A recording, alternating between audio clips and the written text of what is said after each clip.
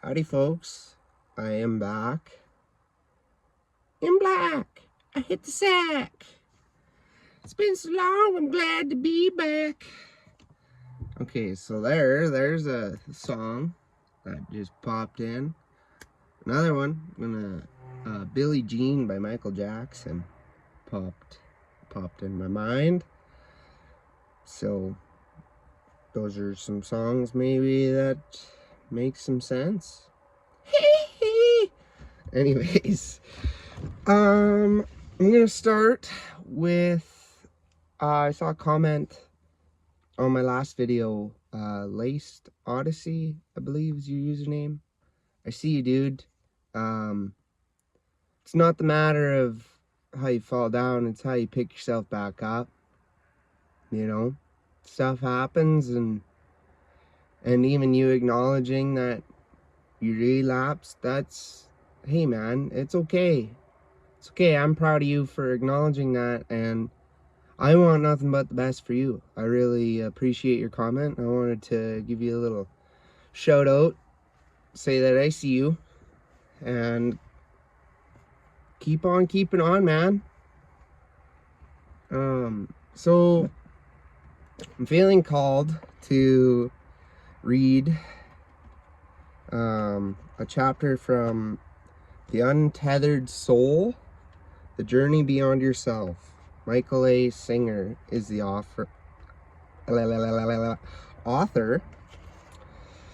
So I had started reading this book when I was in the mental hospital, actually, and I'm just getting to the last chapter.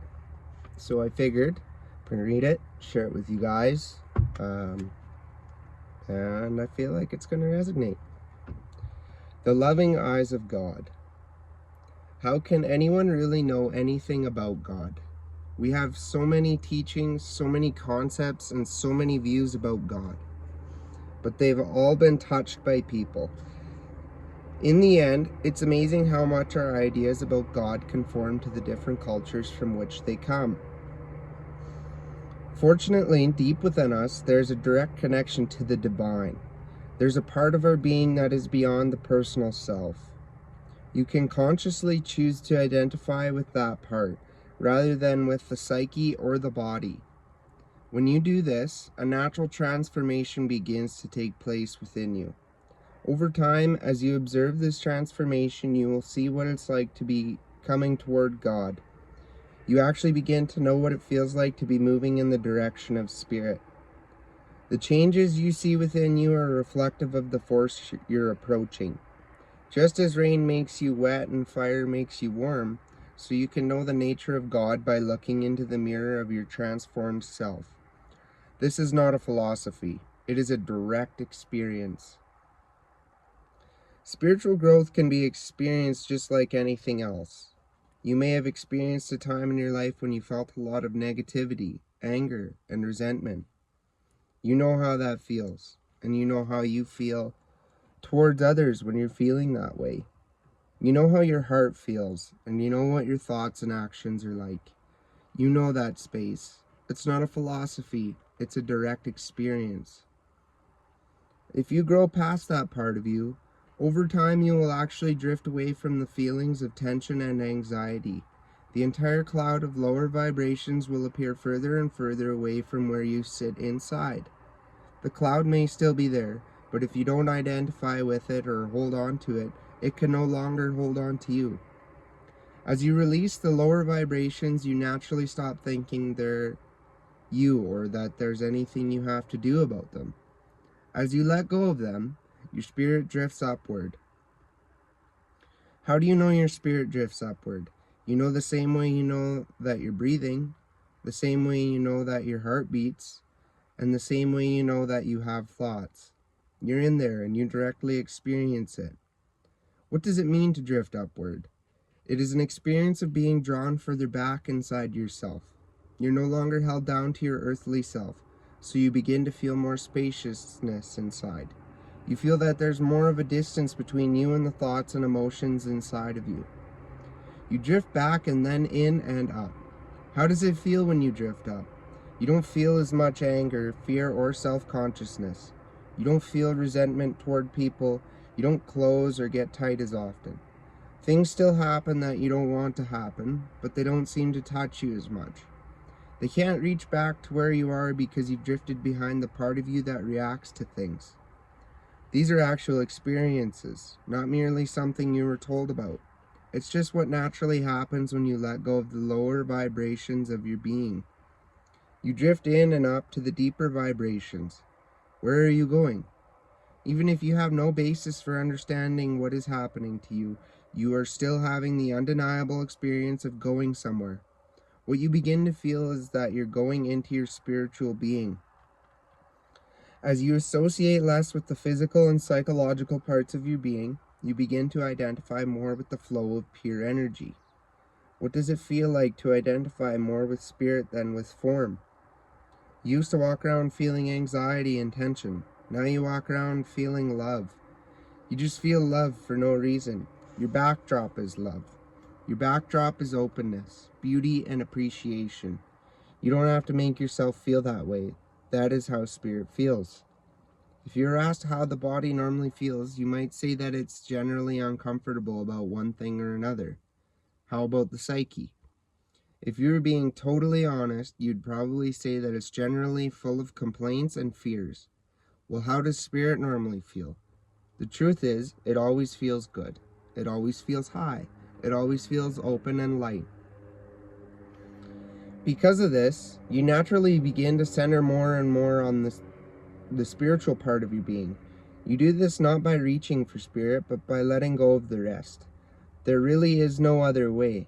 The personal self cannot touch spirit. You must release the personal self. As you release it, you drift back. As you go further back, you get higher. You get higher in vibration and higher in the amount of love and lightness that you feel. You just begin to soar. This happens in an ever-increasing continuous progression. As you let go and willingly release the physical, emotional, and mental aspects of your being, spirit becomes your state. You don't claim to understand what is happening to you. You just know that as you go further and further back, it gets more and more beautiful. You naturally begin to experience the vibrations that were described by the great saints and sages of different traditions. You realize that you too can have deep spiritual references and be in the spirit of the Lord's day. Revelations 1:10. But ultimately, how do you really know anything about God? How can you ever know about what is beyond you? You know, because those who have gone beyond have come back and said that the spirit you're experiencing is the doorway to God. When they let go of the lower aspects of their being, they experienced just what you're experiencing. They felt tremendous love, spirit and light waking up inside of them. They felt that nothing could come in through their senses that was higher than what was already going on inside. They drifted further and further back and got higher and higher. Then one day, all of a sudden, they weren't there. There was no sense of I anymore.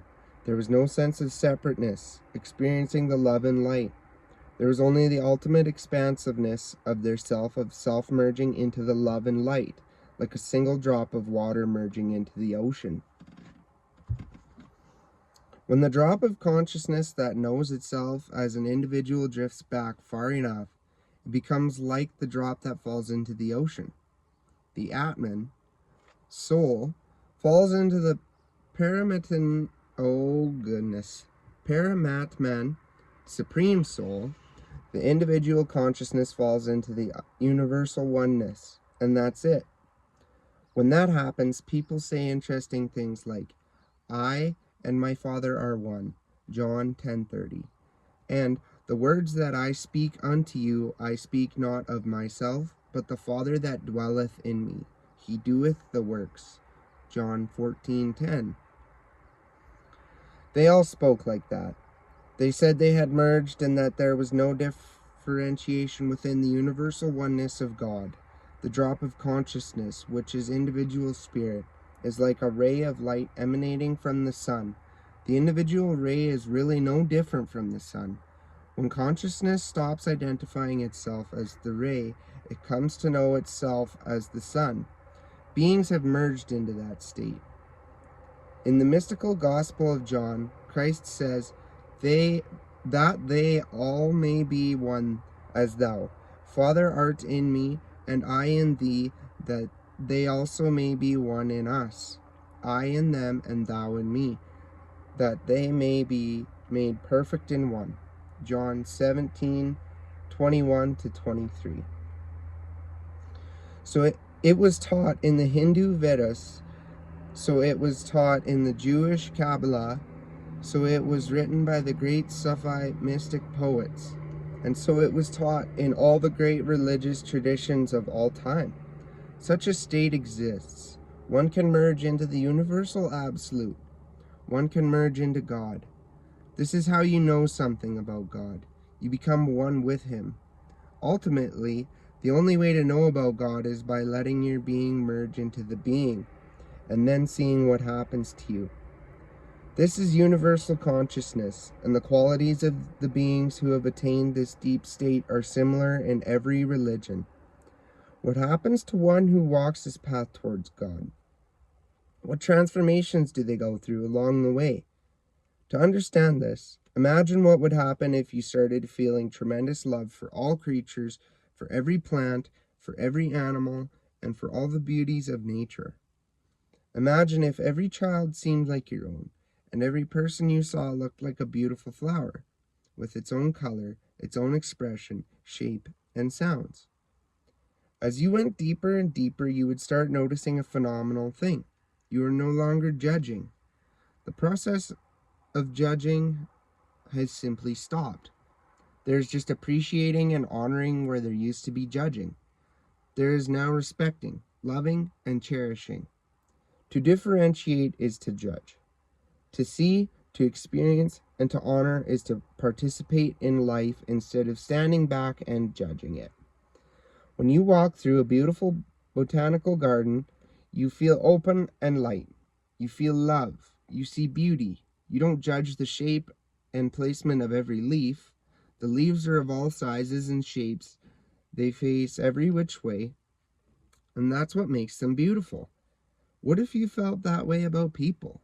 What if they didn't all have to dress the same, believe the same, or behave the same? What if they were like the flowers and however they happen to be seemed beautiful to you? If that happened, you'd get a glimpse of God. That's the best way to know God. Watch what happens to you as you get closer to Him. It's really the only way you can know anything about God. If you try to read about God in a book, you'll find 5 other books that say the opposite. Better yet, you'll find 5 interpretations of the same book. Somebody writes something and somebody else gets a PhD proving it wrong. If you move your search for God down to the mental level, somebody will dispute it. It's all part of the mind game. You can't know God that way. It must come from actual experience.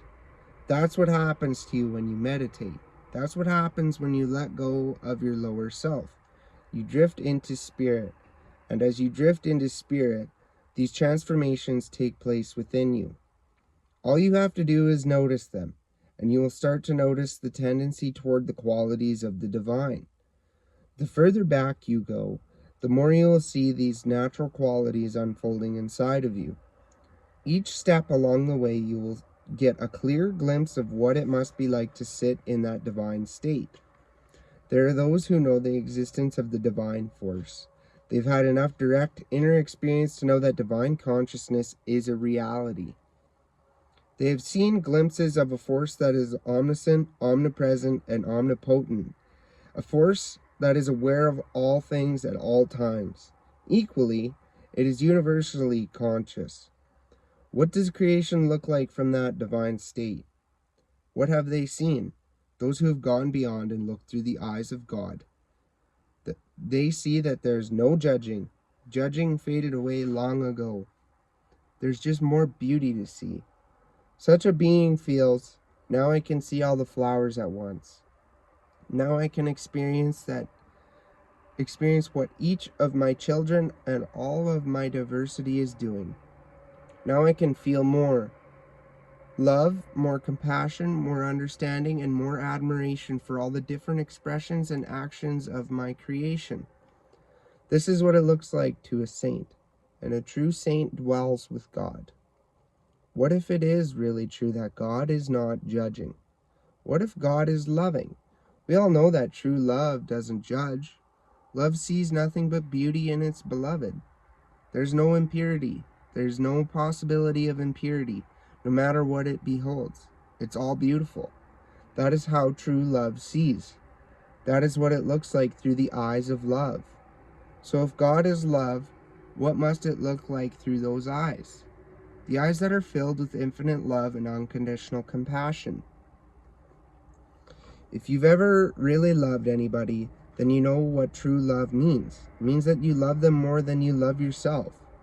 If you truly love someone, your love sees past their humanness. It embraces their whole being, including past wrongs and current shortcomings. It is like the unconditional love of a mother. A mother devotes every moment of her life to a child who is physically or mentally challenged. She thinks the child is beautiful. She doesn't focus on the shortcomings. In fact, she doesn't even see them as shortcomings. What if that is how God looks upon his creation? Then you've lost out if you've been told otherwise. Instead of being encouraged to feel completely protected, loved, and honored and respected by the divine force, you've been taught that you're being judged because you've been taught that you feel guilt and fear. But guilt and fear do not open your connection to the divine. They only serve to close your heart. The reality is that God's way is love, and you can see this for yourself. If for even one moment you can look at someone with the eyes of true love, you'll know those eyes are not yours. Your eyes could never look with that amount of love. Your eyes could never be that unconditional. Your eyes could never, even in a million years, see only beauty and total perfection in your beloved. Those are the eyes of God looking down through you. When the hand of God reaches out to give through you, there's nothing you wouldn't give. You would give your last breath and never even think about it. It wouldn't even cross your mind to hold back. You would give anything and everything for your beloved. When you feel love this deeply, you feel that it is coming from something greater than you. It is transcendental love. It is divine, unconditional, selfless love. The Master spoke of that love. The ones who went beyond said it's the state you attain when you drift into spirit. That is how spirit looks upon its creation. That is what you should be taught. No matter what you do, and no matter what you've done, you will always be loved by him.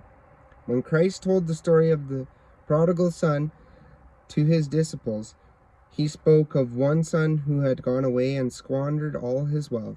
Yet when he came home for help, his father treated him better than the son who had stayed home and worked. Christ explained that this was because one son had always been home, but the prodigal son had been lost and the father had missed him. There was no judging, only loving. Luke 15:11-32. Christ also said, "He that is without sin among you, let him first cast a stone." John 8:7. What did he teach? What did he say? How did he look upon this world? He taught completely selfless, compassionate love.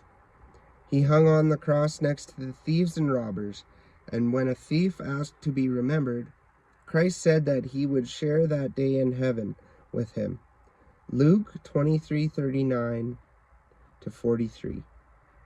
What were his first words upon the cross? "Father, forgive them, for they know not what they do." Luke 23:34. That is the love of a mother. That's how a mother talks about her child. The level of love and compassion is so deep that the child can do no wrong. If a mother can attain to selfless love, then what about God, the creator of love? Do you want to know how God looks upon this world? Do you want to know how he feels about different kinds of people? Then look at the sun.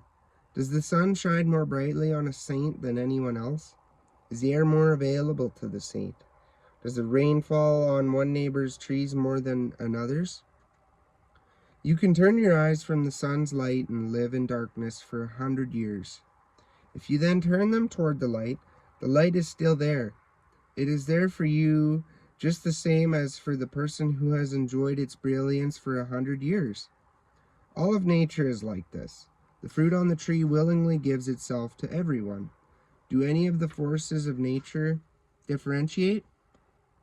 Does anything in God's creation other than the human mind actually pass judgment? Nature just gives and gives to whoever will receive. Should you choose not to receive, it doesn't punish you. You punish yourself because you choose not to receive. If you say to the light, I will not look at you, I'm going to live in darkness, the light just keeps shining. If you say to God, I don't believe in you and want nothing to do with you, creation continues to sustain you. Your relationship with God is the same as your relationship with the sun. If you hid from the sun for years and then chose to come out of your darkness, the sun would still be shining as if you had never left. You don't need to apologize. You just pick your head up and look at the sun. It's the same way when you decide to turn toward God. You just do it. If instead you allow guilt and shame to interfere, that's just your ego blocking the divine force. You can't offend the divine one. Its very nature is light, love, compassion, protection, and giving. You can't make it stop loving you. It's just like the sun. You can't make the sun stop shining on you. You can only choose not to look at it. The moment you look, you'll see it's there. As you drift back into spirit, you'll see that those are the eyes that look out upon this world. That is the heart that shines down upon everything and everyone. Through those eyes, the most wretched of creatures looks beautiful. That's the part that no one understands. People say that God cries when he looks at this earth. The saint sees that God goes into ecstasy when he looks upon this earth, under all conditions and at all times. Ecstasy is the only thing God knows. God's nature is eternal, conscious bliss. No matter what you've done, you're not going to be the one thing that ruins it. The beauty is that you can experience this ecstasy, and when you begin to feel this joy, that's when you'll know God's nature. That nobody will upset or disappoint you. Nothing will create a problem. It will all appear as part of the beautiful dance of creation unfolding before you. Your natural state will get higher and higher. You'll feel love instead of shame. Instead of being unwilling to lift your eyes to the divine because of what you've said or done, you'll see the divine as a place of unconditional refuge. Contemplate this and let go of the idea of a judgmental God. You have a loving God. In truth, you have love itself for God, and love cannot do other than love. Your God is in ecstasy, and there's nothing you can do about it. And if God is in ecstasy, I wonder what he sees when he looks at you. So, that was the last chapter. And, yeah.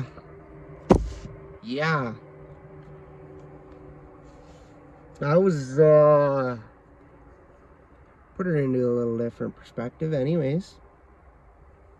It cut off. I'm back. I'm gonna have to do some clicky-clacky edity stuff.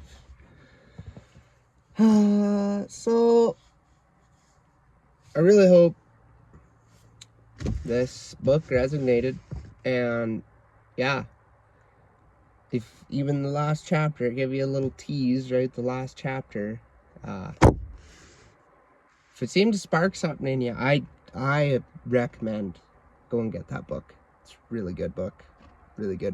That's the second time I've read it, and I've listened to the audiobook on YouTube.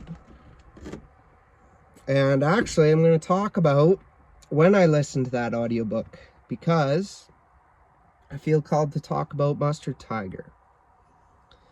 So, for those of you that don't know, Mustard Tiger is a 1975 Ford F-250 that I put a lot of man hours into. to turn into a welding truck.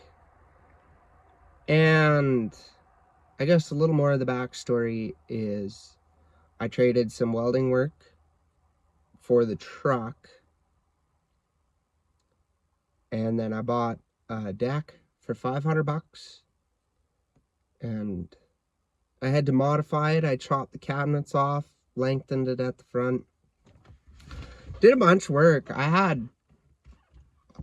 think I still do have a whole bunch of videos. Maybe I should throw a little edit.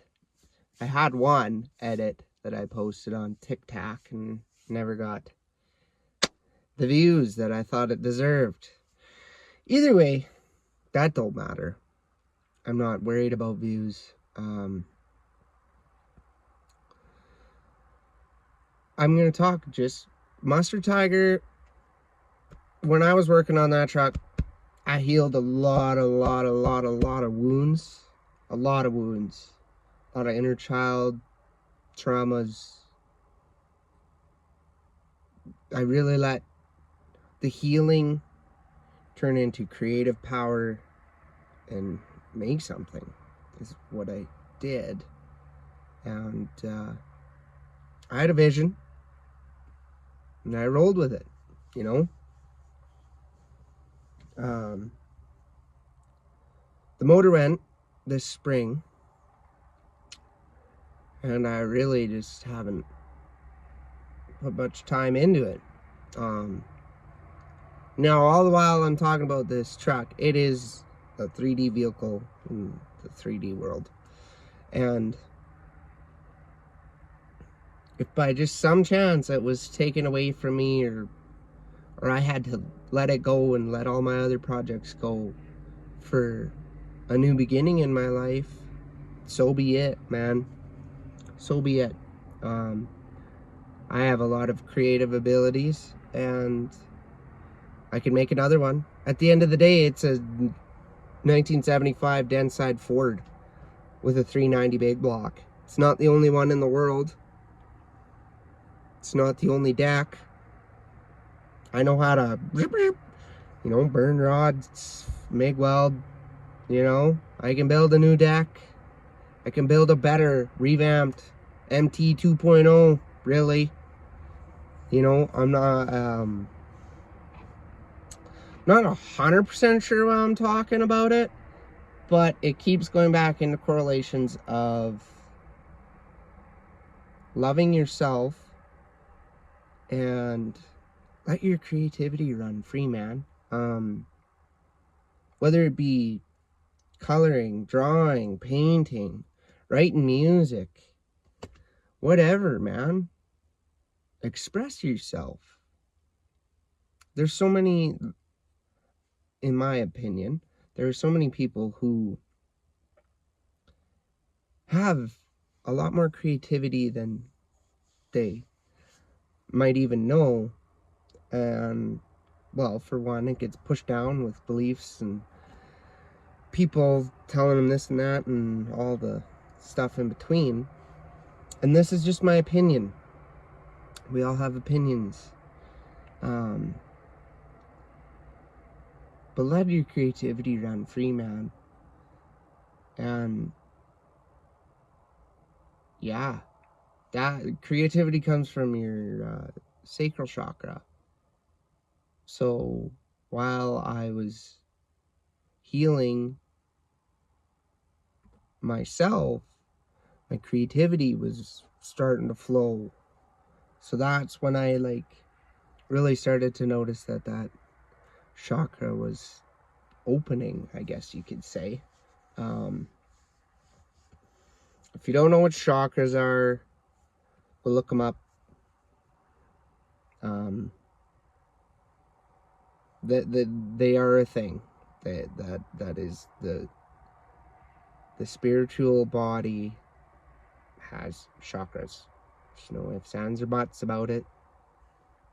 It's been proven multiple times in books and all sorts of stuff.